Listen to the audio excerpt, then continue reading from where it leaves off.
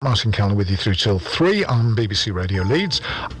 Says this one. But what are the classics? To you and me, it might be Dickens, Orwell, Le Carré, Ayn Rand, Chuck Palahniuk. It's not one of mine, that. But to this crop, this is the younger people, it's Discworld and Harry Potter. Well, fair. I mean, my view has always been, as long as they're reading, I'm not really that bothered that much by what they're reading. Wouldn't try and force the classics on anybody.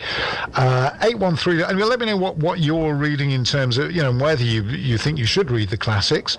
Always got a book on the go, says Brian Long. More usually Ian Rankin, Ian M. Banks, Jasper Ford, George R.R. Martin, and Joe Nesbo. At the moment, I read. Well, I'm the same. I've always got a book on the go. At the moment, I'm reading The Aftermath by Ridian Brooke, which is great. It's set in Hamburg just after the war, when British troops were over there, British sort of colonels and things, trying to, in one sense, they were sort of rubbing the Germans' nose in it after the Germans' defeat. This was set in 1946, but on the other hand, trying to, I suppose, rehabilitate Hamburg after we'd bombed it to bits, the firestorm and everything. I only ever read books about the Nazis or about the war. Love those books. And biographies of the Beatles, read quite a few of those from time to time. It's terrible, isn't it, really? Pete Wood says, Martin, I've only read one book in my life, A Brave New World. I still don't get it. Brian Long says, I forced myself to read The Count of Monte Cristo. Took ages. Torture. Absolute bloody torture, he says. So deeply felt there. However, let's talk to somebody now who believes we should force ourselves to read the classics, push ourselves at least, even if it is torture. Let's talk to Dr Merrick Burrow, who's the head of English at the University of Huddersfield. Merrick, good afternoon to you. Hi, Martin. Yeah, you say we should push rather like physical training, we should push ourselves to read these classics. Well, I wouldn't say we necessarily should do it, but I think there are some benefits to exploring things which maybe don't immediately appeal to us at first glance.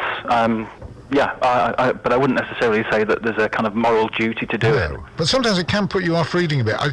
I've got on my Kindle at the moment this book I'm really enjoying called The Aftermath by Ridian Brooke, which is just a sort of modern, not really a particularly literary novel, but at the same time I'm trying to read a book by George Gissing, the famous Victorian novelist, because he's from Wakefield, so I thought it'd be, I thought I ought to read it. Yeah. But finding it very, very heavy going. Which Gissing novel is it? It's Grub Street, New Grub Street. Yeah. Oh, well, it's an interesting one because Grub Street is all about people who are writing for profit rather than writing for love of what they're what they're interested in. Do you think if I get over the first bit of it, if I get over the first 40 or 50, I was on the Kindle anyway, but it's first 40 or 50 pages, I might get into it? Well, you might do. I mean, I think that's often the case with books that you read, and you do need to give them a bit of a chance. I know you mentioned John Le Carré a moment ago, and I read an interview with him where he said that he didn't really know what he was doing at the start of his books, and it kind of took him 100 pages or so to actually kind of figure it out. And so the first 100 pages of his books are often really quite baffling.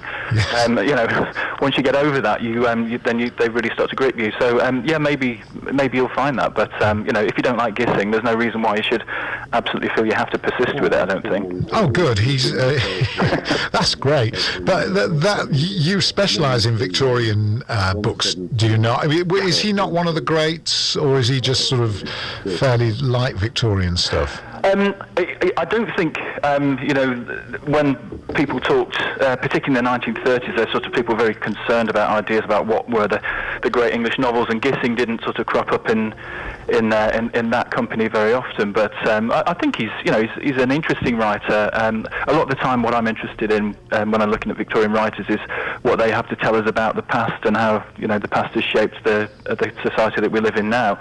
Gissing's very interesting in that respect because he's there at the birth of mass popular culture, right. And so he's very interesting in that regard. I'm not sure he's one of the greatest writers, so don't feel guilty if you decide to give up on it.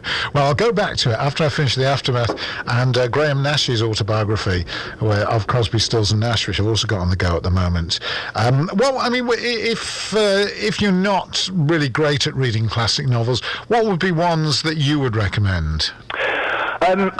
Well, I mean, Catch-22 is a novel that's both. I've read that. You've read that? Did you like it? Yes, I did. Yeah. Years ago. I like America. I read Catch-22 and also, as not as good as it gets, Something Happened by, which is also by, I can't remember who.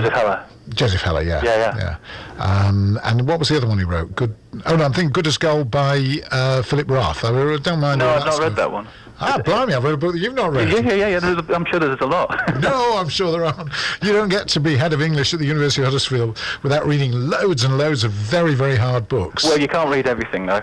No. So what would be your recommendation for, maybe from your specialist area of Victorian fiction? Well, I mean, the stuff that I teach, in fact, after this, I'm going off to teach a class on two sort of Victorian, quite trashy stories, really, about body snatchers, one by Robert Louis Stevenson and one by G.W.M. Reynolds.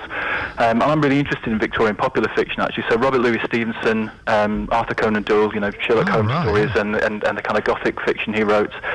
And also some writers that were very popular in the Victorian period, like Richard Marsh, who've been largely forgotten since, but wrote some fantastic books like The Beetle.